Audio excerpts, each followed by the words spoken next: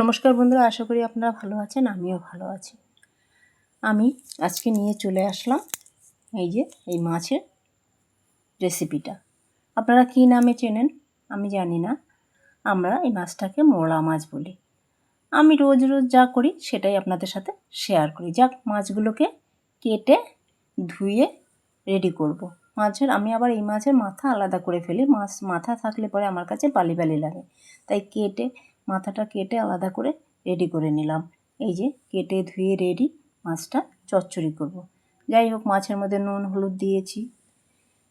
তারপরে এদিকে আলুটা একদম পাতলা করে কুচিয়ে নিয়েছি, কুচাইনি, গ্রেট করে নিয়েছি। এখন তা নাহলে হাতে পারবো না এত পাতলা করে। যাই হোক, ওইদিকে পেঁয়াজ কেটে লঙ্কা কেটে সমস্ত কিছু রেডি। আর এইদিকে কড়াই বসিয়ে দিয়েছি মাছটা রান্না করব বলে।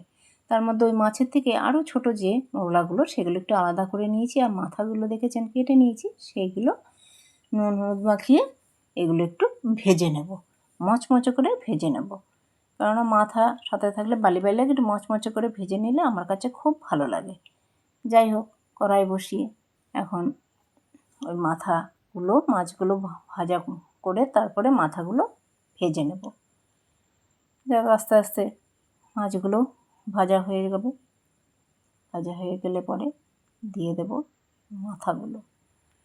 ব্যাস, এইদিকে সমস্ত যে রেডি করে রেখেছি মাছ, আলু, পেঁয়াজ, লঙ্কা, সেইগুলোকে মাখিয়ে নেব। একসাথে মাখিয়ে কড়াইতে তেল দিয়ে তারপরে রান্না করব। এদিকে টুকটুক করে আমার মাছগুলো ভাজা হয়ে গেছে, ওগুলো রেডি করতে করতে। আর মাথাগুলো ভাজা হয়ে গেছে, মুচমুচে করে ভাজা। শুধু খেতেও খুব ভালো লাগে, আর ডালের সাথে খেতে তো খুবই ভালো লাগে। এরকম মাথাগুলো মুচমুচে করে ভেজে নিচ্ছি।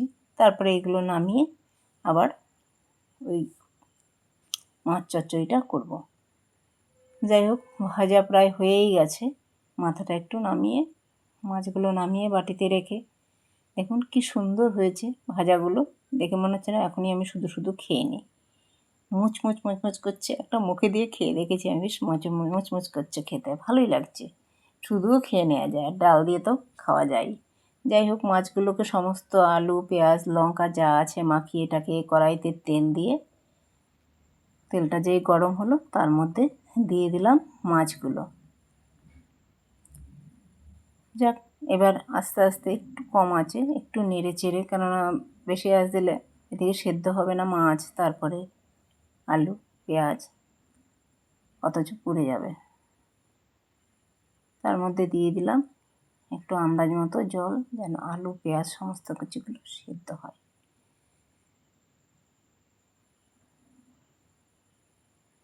যাক, আস্তে আস্তে নেড়ে চেড়ে একটুখানি এর মধ্যে দিয়ে দেবো ধনে পাতা, বিলেতি ধনে পাতা এর মধ্যে দিয়ে দিয়েছি কুচিয়ে, গন্ধটা ভালো লাগে।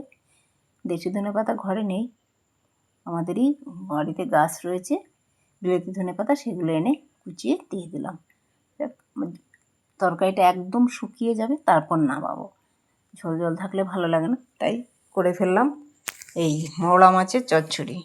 কার কার ভালো লাগে এরকম মোরলা মাছের চচ্চড়ি? যদি আমার তরকারিটা লাল হয় না, একটু সাদা, কেননা কাঁচা লঙ্কা মানে হলুদ হলুদ হয় আর কি, সর্ষে ফুল কালারের।